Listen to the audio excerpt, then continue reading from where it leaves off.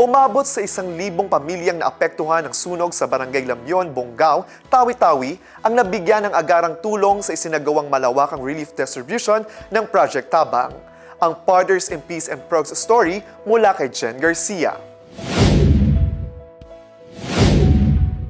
Alinsunod sa direktiba ni BARM Interim Chief Minister Abdul Rauf Makakwa upang matiyak ang mabilis at maayos na paghahatid ng ayuda sa mga pamilyang nawala ng tirahan at ari-arian dahil sa insidente ng sunog, isinagawa ng Project Tabang ang relief operation sa lugar.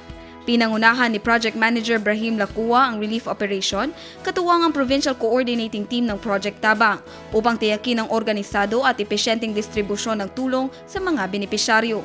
Sa pamamagitan ng Project Tabang, naipamahagi ang mga pangunahing pangangailangan kabilang ang sako-sakong bigas, PWD kits, kitchenware at mga pangunahing materyales para sa pansamantalang tirahan.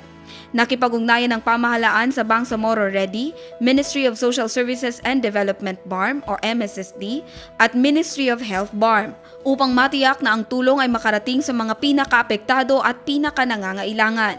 Layunin ng mga interbensyong ito na matulungan ng mga pamilya na pansamantalang makabangon at makapagsimula muli matapos ang trahedya.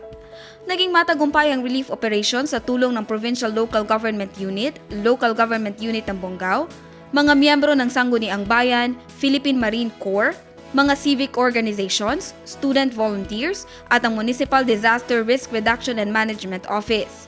Sa ilalim ng Project Tabang, patuloy na isinusulong ng Bangsamoro Government ang mabilis, makatao, at sistematikong pagtugon sa mga krisis, isang konkretong pagsasabuhay ng moral governance at malasakit sa bawat Bangsamoro. Jen Garcia, iMinds, Philippines.